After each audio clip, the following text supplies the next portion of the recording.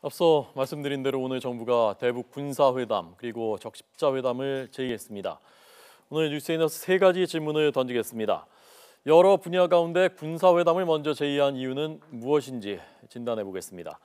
두 번째, 북한은 대북 방송 중단과 전단 살포 중단 같은 자신들에게 다소간 유리해 보이는 이 조치에 호응하고 나올 것인가, 이 회담에 응할 것인가 전망해 보겠습니다.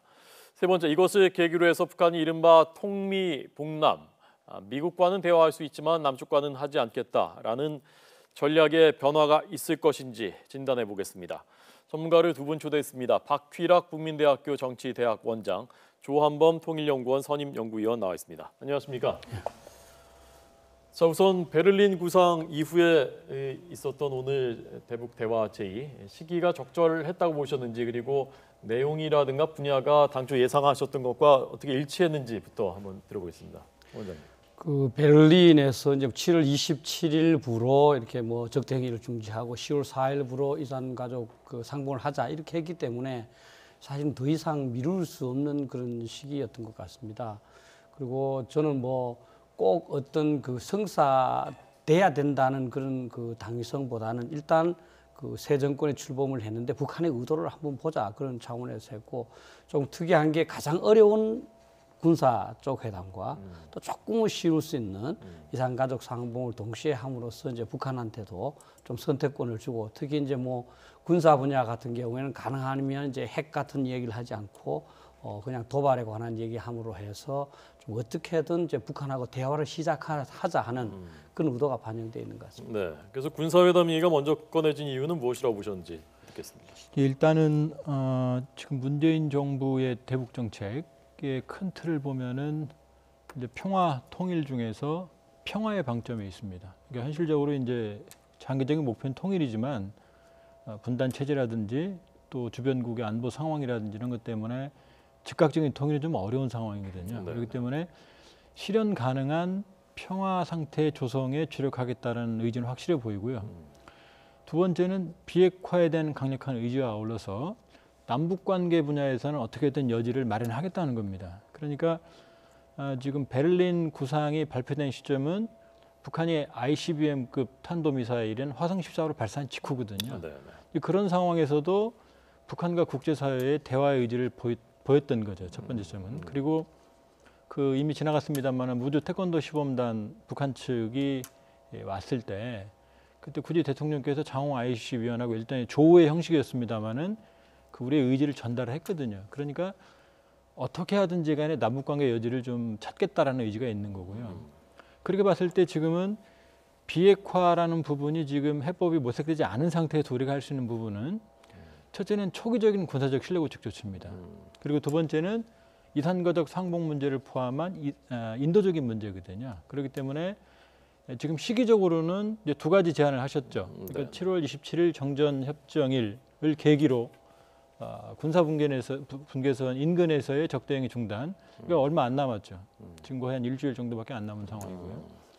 그리고 이산가족 상봉은 이제 10월 4일이라고 하는 그 시점이 있기 때문에 일단 시기적으로 군사회담이 문제고, 또 초기적인 실리구축 조치라고 하는 부분들이 사실은 선행이 돼야만 추가적인 조치들이 가능하기 때문에 이번에 군사 실무회담을 먼저 제안한 것이다 이렇게 볼 수 있겠죠. 네.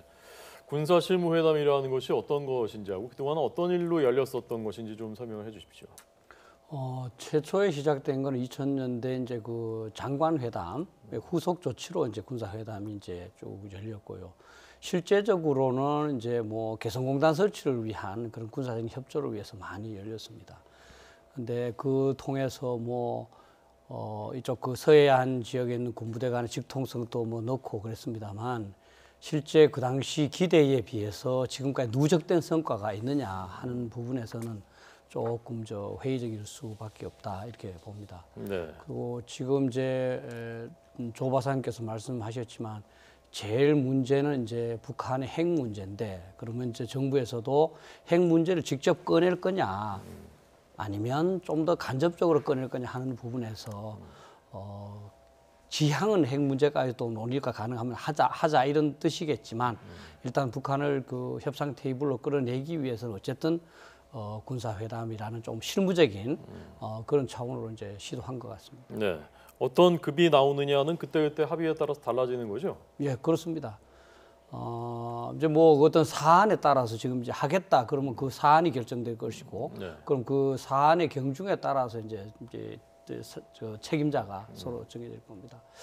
저는 이제 다만 이제 이런 회담이 시간이 이제 뭐 우리 베를린에서 말씀하신 바가 있기 때문에 촉박하지만 저는 이제 우리가 조금 그 남북 대화 또는 남북 관계에 관한 누적되어 있는 자산이 있는 것을 조금 간과하는 점이 있는 것 같아요. 어떤 걸 왜냐하면 사실 뭐 이 김대중 정부 때 화해협력 정책을 했고 또 이 참여정부에서 상당히 북한하고 14 합의도 하고 적극적인 그런 그 뭐 후속 조치를 했습니다. 그럼 그 사이에서 우리 정부의 이 상당한 인사와 북한 정부의 인사들이 상당히 교류도 많이 하고 이렇게 많이 했습니다. 뭐 예를 들면 뭐 박지원 뭐 전 국민당 대표도 그렇고 우리 정동영 뭐 의원도 그렇고 그래서 저는 이런 자산을 더욱더 활용을 해서 이 제안이 있기 전에 좀 더 비공식적으로 다양한 이 물밑 작업을 좀 했었으면 하는 그런 생각이 있습니다. 했는지는 모르겠습니다만 네. 그를 통해서 북한의 입장도 알면서 서로가 합의할 수 있는 방향으로 공식적으로 제안을 해서 성사가 되는 그런 것이 좋지 않았을까 하는 생각을 해봅니다. 예. 군사회담 이번에 여게 되면 아까 말씀하신 뭐 비핵화 문제는 거론되지 않는 것이고 일단 그 이른바 적대 행위 중단 문제를 우선적으로 논의하게 될 가능성이 큰 거죠. 그 지금 이제 우리가 상황을 좀 파악을 해보면요. 오늘 군사회담 제의를 했을 때 서주석 국방부 차관이 이 발표의 형식으로 빌어서 제안을 했거든요. 이 이야기는 지금 남북한 간에 연락할 수 있는 채널이 모두 끊어져 있습니다. 네. 이제 지금 남북한 간의 채널이라고 하면 크게 동해 군 통신선이 있고요. 서해 군 통신선이 있고 중앙에 판문점 연락사무소가 있거든요. 네, 그러니까 네. 동서에는 금강산 관광 사업을 진행하면서 군사분계선 인근의 여러 가지 남북 군사 당국자 간의 회담 문제들을 협의하기 위해서 개선이 됐던 거고요. 네. 그리고 서해는 이제 개성공단과 관계된 것들이 많죠. 그리고 판문점 연락사무소 이 세 가지가 큰 축이 있는데 네. 이게 개성공단 중단과 맞물려서 모두 좀 끊어졌습니다. 예. 그러니까 쉽게 말하면 연락을 할래도 연락할 수 있는 수단이 없어요. 그러면 핸드마이크도 쓰고 그런다면서요? 예, 그렇기 급할 때는? 때문에 이번에 군사회담이 시작이 된다 그러면은 가장 초기적으로 군 통신선을 복원한다는 점, 네. 크게 보면 남북 그 채널을 확보한다는 점이 가장 중요하고요. 그렇기 때문에 이번의 경우에는 큰 틀에서의 어떤 신뢰관계보다는 아주 미세한 부분에서 초기적인 신뢰구축 조치거든요. 그렇기 네. 때문에 네. 매우 실무적인 회담이 될 가능성이 있고 그렇게 본다 그러면 북한의 목함질의 도발 사건 이후로 진행이 되고 있는 우리 군의 대북 심리전, 그러니까 대북 방송 부분 이런 부분들이 집중적으로 논의될 가능성이 높죠. 그러니까 군사분계선 인근에서의 직접적인 남북 상호 간의 적대행위 중단이 필요한 것이고 이 부분은 북한도 지금 동의를 하고 있어요. 그런데 네. 왜 그러냐면 예. 지금은 남북 채널이 없기 때문에 사소한 우발적인 충돌만 일어나도 기계적인 매뉴얼에 따라서 진행이 될 수밖에 없어요. 그러니까 고위급 차원에서 상호 사태의 악화를 방지할 수 있는 채널이 없거든요. 네. 예, 그런 점들이 주로 집중적으로 논의될 것 같습니다. 네. 그 통신선이라는 것이 뭐 거창한 게 아니라 이제 전화선하고 그 팩스 오갈 수 있는 그 선인데 그게 끊어져 있으니까 이번에 제의하면서 답을 그 통신선으로 해달라라고 요구를 하는 것은 통신선을 복구하자라는 그런 그 의미예요. 근데 더 중요한 거는 통신선이 뭐 4개가 아니라 6개가 아니라 예를 들면 100개가 있다 하더라도 네. 그 통신선을 사용하지 않으면 아무 의미가 없지 않습니까? 그래서 그런 통신선도 중요하지만 사실 이제 중국 같은 데서도 만날 수 있고 또 다양한 그 어떤 접촉 라인이 있기 때문에 저는 그 남북한 당국자 또는 뭐 어떤 트랙 2 정도 되는 그런 다양한 인사들이 만나서 지금 현재 남북한 상황은 민족의 공멸이 초래될 수 있는 위기 상황이다. 한말 상황과 비슷한데 한말에는 한 나라로 우리가 뭉쳐져 있었지만 지금은 분단되어 있는 상황이겠습니까? 그죠? 이 약육강식 속에서 우리 민족이 이 앞으로 이제 공생을 하려면 남북한이 협조하는 수밖에 없다. 그러면 북한이 우리한테 바라는 건 뭐냐? 또 우리가 해줄 수 있는 게 뭘까? 이렇게 한번 찾아보자. 이렇게 저는 대화를 먼저 해야 된다는 거예요. 대화를 하자는 것이 대화는 아니지 않습니까? 대화는 양쪽이 합의해야 되는 거니까. 어떤 형태인지 모르지만 뭔가 남북한 간에 서로의 의사가 왔다 갔다 해야 대화가 되는 거지. 대화를 위한 채널을 만들고 대화를 하자 제의하고 이런 것이 저는 대화가 아니라는 거죠. 그런 점은 좀 더 실질적으로 예. 접근할 필요가 있다. 원장님 말씀하신 게 예컨대 이제 전 정부의 북한과 채널이 있었던 인사들이라든가 예. 아니면 뭐 과거에 이명박 정부 때는 임태희 비서실장이 하고 그런 어떤 비선을 통해서 하는 게 필요하다라는 말씀이지 않습니까? 예. 조 박사님 어떻게 보십니까? 그게 필요한지 그다음에 바람직한지 그리고 북한이 그렇다면 응할지에 대해서 어떻게 보십니까? 큰 틀에서 보면 김정은도 집권한 이후부터 14선언과 6.15 공동선언의 이행을 요구해 왔습니다. 그리고 남북관계 복원에 대해서 엄밀히 보면은 사실은 우리가 좀 그 착시 현상이 있는데요.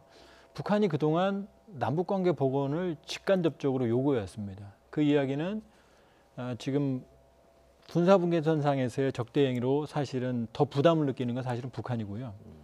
김정은 정권도 집권 이후에 장마당 경제를 제외하고는 사실은 경제적인 비전은 거의 전혀 없습니다. 네. 이렇게 보면은 남북관계 복원의 필요성을 우리도 느끼고 있지만 북한도 좀 느끼고 있는 상황이고요. 또는 지금 트럼프 정권이 이제 더욱 강경한 자세로 북한을 압박하는 상황에서 엄밀히 보면 북한의 입장에서는 남북관계는 우회로가 될 수 있거든요. 그러니까 북한이 뭐 남북관계를 전면적으로 거부한다 그렇게 볼 수는 없습니다. 다만 명분과 실리를 모두 찾으려고 하는 그런 어떤 계기를 확보하려는 차원이기 때문에 지금 상황에서는 박 교수님 말씀대로 그것이 공개적이든 아니면 비공개적이든 그러니까 뭐 1.5트랙 반관 반민이든 그러니까 전방위적인 차원에서 일단 채널은 확보해야 됩니다. 그러니까 압박을 하든 설득을 하든 대화 채널이 있고 대화의 창구가 있어야 되는데 네. 지금 가장 기본적인 건 없다는 거죠. 그렇기 때문에 저희가 이미 대통령께서 강력한 의지를 여러 차례 보이셨기 때문에 네. 아마 진위는 전달이 됐다고 봅니다. 따라서 적당한 형식과 절차만 갖춰진다 그러면 북한으로서 굳이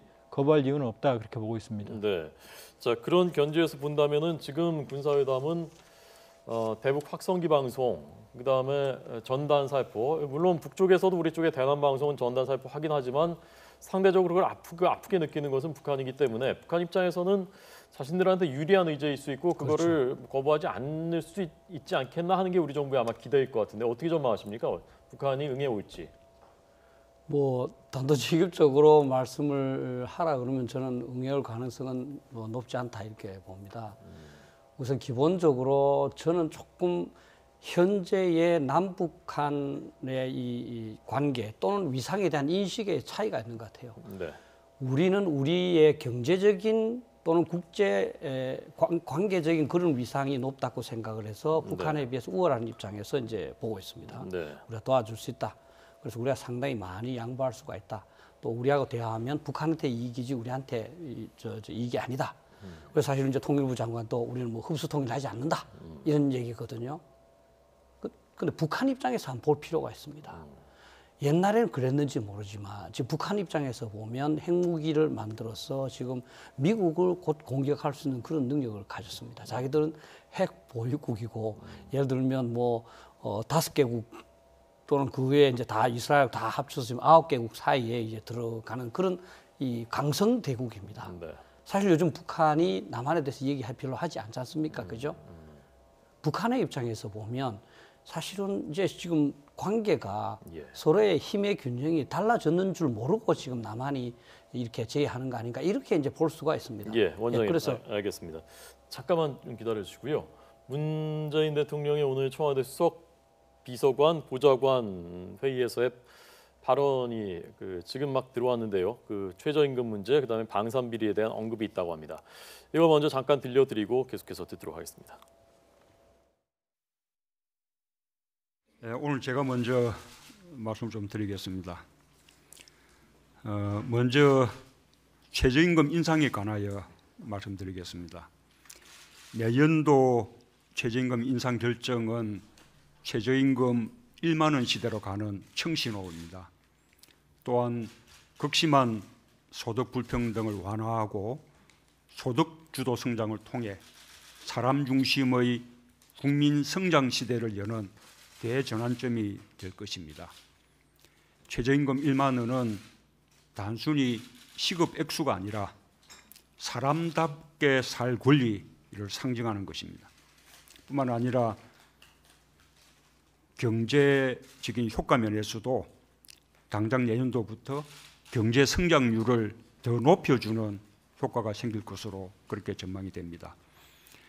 이번 최저임금위원회의 결정은 8년 만에 노동자 및 사용자 위원 전원이 표결에 참여한 대화와 타협의 사물이라는 점에서 더욱 의미가 큽니다. 고통 분담을 안아준 사용자 위원들의 결단과 대타협의 모습을 보여준 최저임금위원회의 노고에 감사드립니다. 최저임금 1만 원의 성공 여부는 최저임금의 빠른 인상을 감당하기 어려운 소상공인과 영세 중소기업들의 부담을 어떻게 해소시켜 주느냐에 달려 있다고 봅니다. 그래서 저는 지난 대선 때 최저임금의 인상과 소상공인, 영세 중소기업 지원 대책을 반드시 함께 마련하겠다고 약속했습니다. 이제 그 약속을 지킬 때입니다.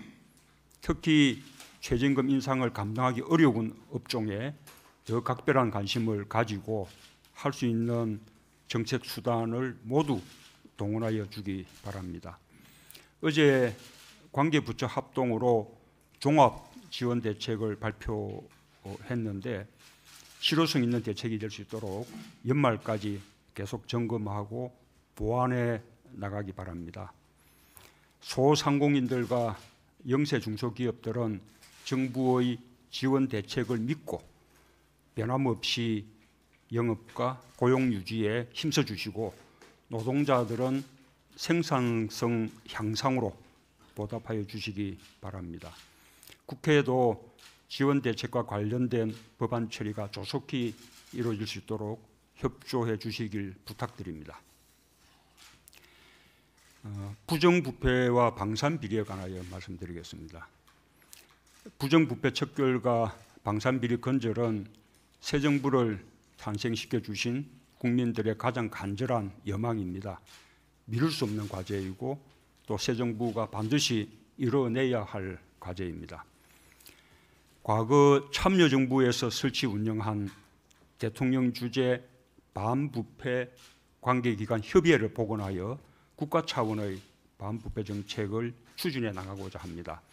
반부패 관계기관 협의회는 2004년 1월에 대통령 훈령으로 설치가 되어서 대통령 주재 회의를 9차례 개최하면서 당시 국가 청렴도 지수 또는 반부패 지수를 높이는 데 크게 기여를 했습니다. 그런데 다음 정부에서 중단이 되면서 아시는 바와 같이 부정부패가 극심해졌습니다.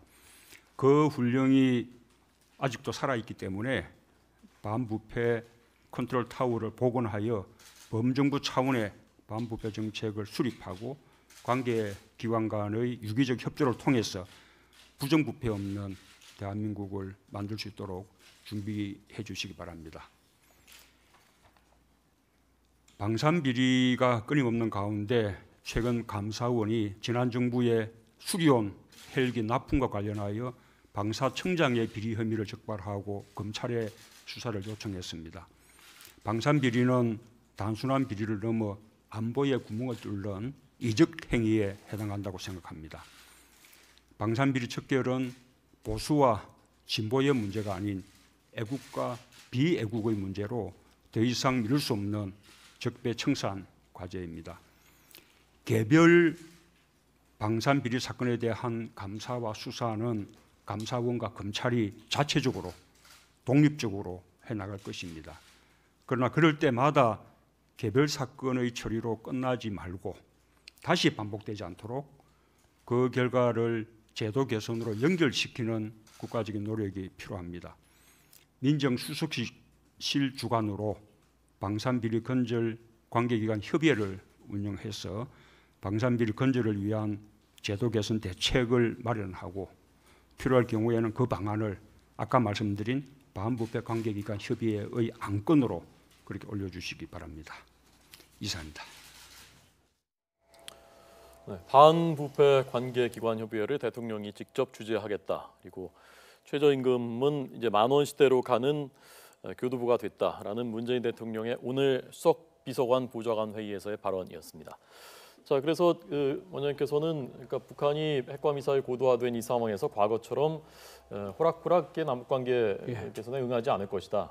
예, 그래서 저는 이제 두 가지가 필요한 것 같은데, 첫째는 우리가 이제 이 대형의 입장에서 그냥 가능한 양보하자 하는 거는 조금 생각해 볼 필요가 있다. 우리가 워낙 카드가 없기 때문에 핵이란 거대한 카드를 갖고 있고, 그래서 어떤 비핵화를 위한 어떤 우리 단초를 얻었을 때 양보를 해야지, 작은 거를 위해서 모든 거 확성기라든지 다 중단한다 해버리면 나중에 필요할 때 뭐 쓸 수 있는 게 뭐 없지 않느냐 하는 그런 생각이 들고요. 또 하나는 이제는 이제 지금까지 남북관계 회담도 많이 하고 그러지만 국민들도 그 성과가 일시적으로 있었던 건 분명하다. 그러나 얼마나 누적되어 왔었느냐 하는 부분에는 조금 아마 이제 회의적인 시각이 많을 겁니다.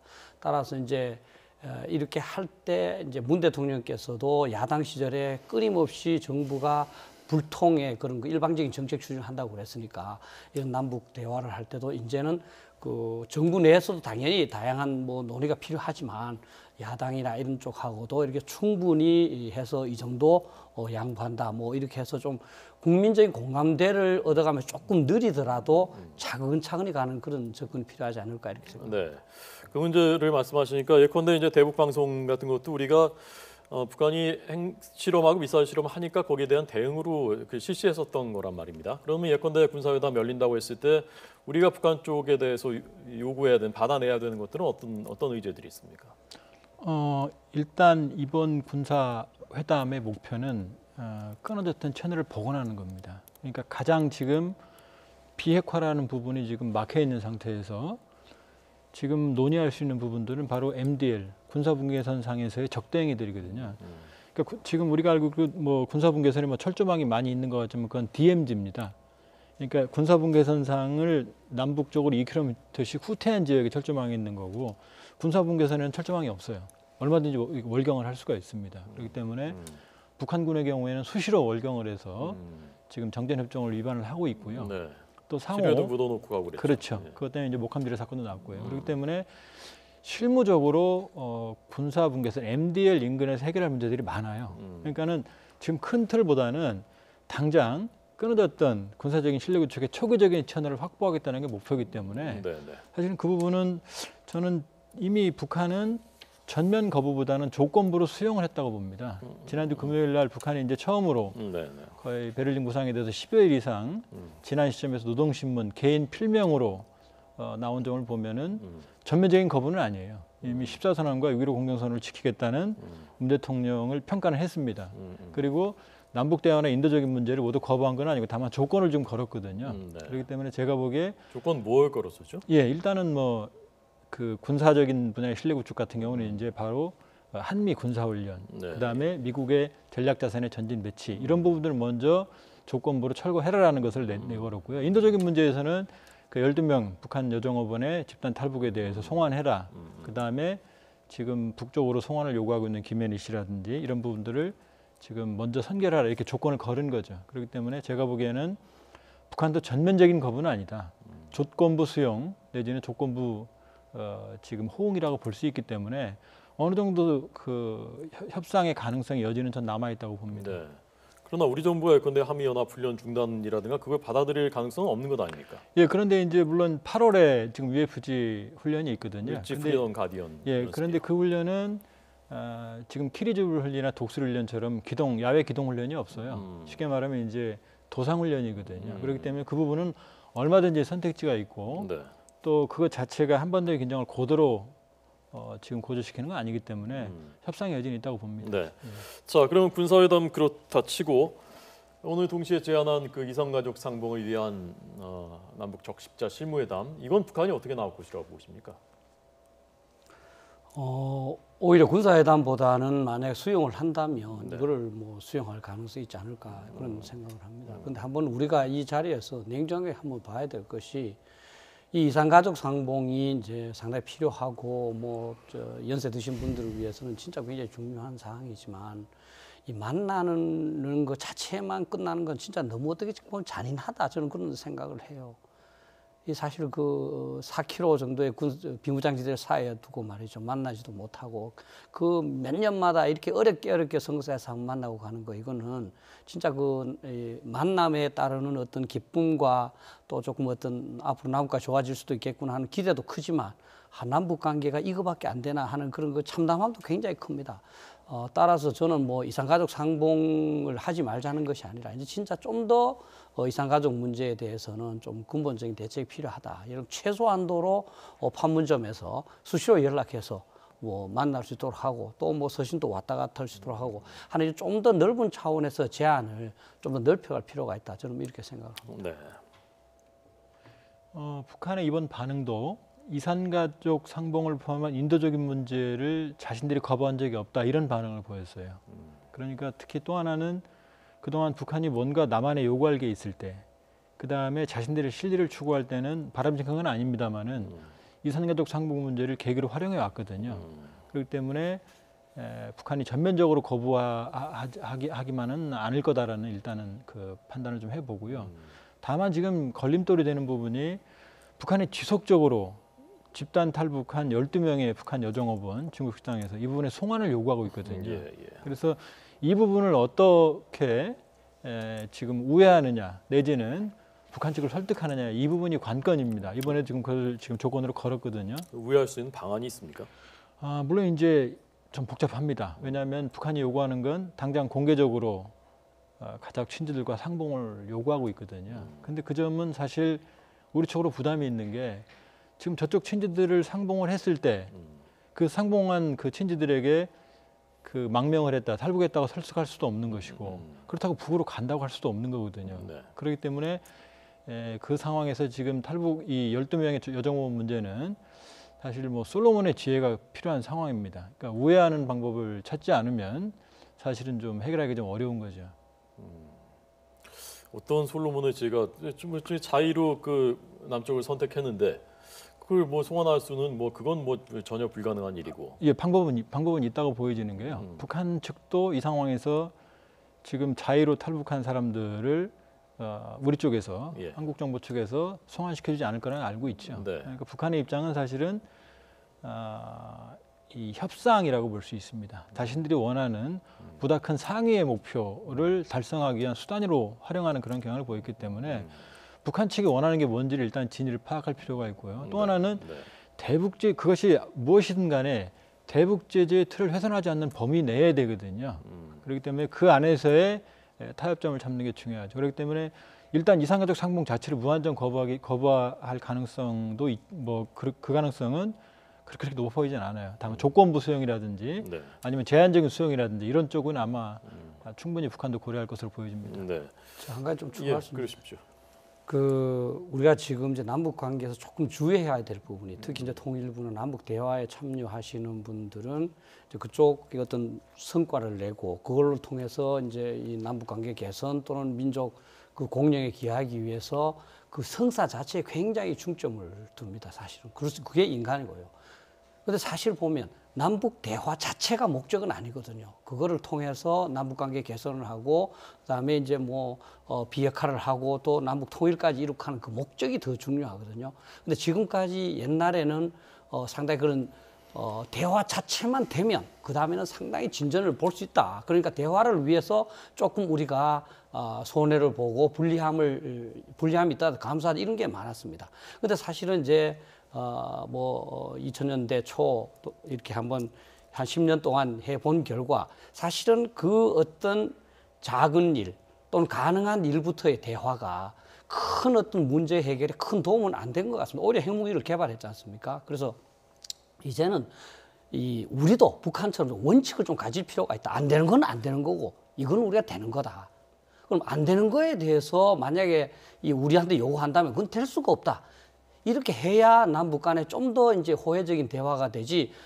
북한이 예를 들어서 요구한다고 해서 군사훈련? 그걸 우리 좀 중단해 볼게. 사실 76년도부터 시작했던 팀 스피릿을 93년도에 중단했습니다. 94년도부터.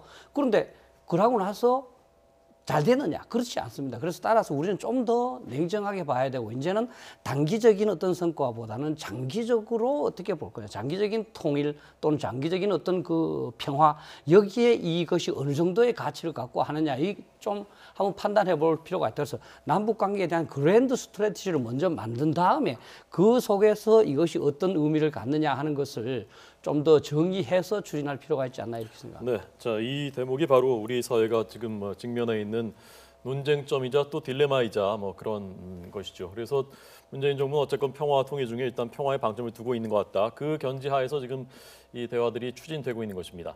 마지막으로 그 회담장 이번에 우리가 제의한 회담장 있지 않습니까? 그걸 잠깐 보여드리면서 그 박사님께서 좀 설명을 잠깐 해주시고 마치도록 하겠습니다.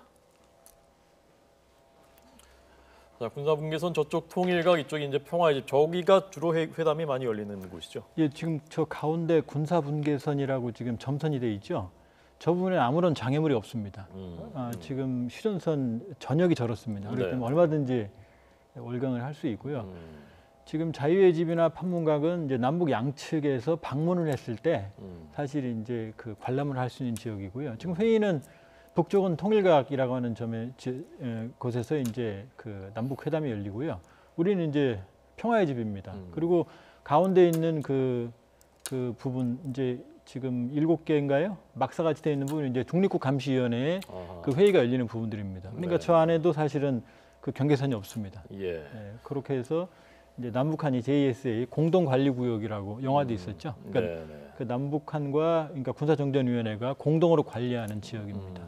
그러니까 이번에 회담을 2개 제의했으니까 하나는 우리 쪽에서 하고 하나는 그쪽에서 하자 이렇게 제안을 한 거죠. 그래서 먼저 이제 군사회담을 이제 북측에 배려하는 차원의 통일각에서 하고요. 적시회담은 이제 평화의 집에서 하자고 제의를 했습니다. 네. 자, 북한의 반응, 북한의 대응 주목해서 보겠습니다. 오늘 박휘락 원장님, 조한범 박사님 두 분 말씀 잘 들었습니다. 고맙습니다.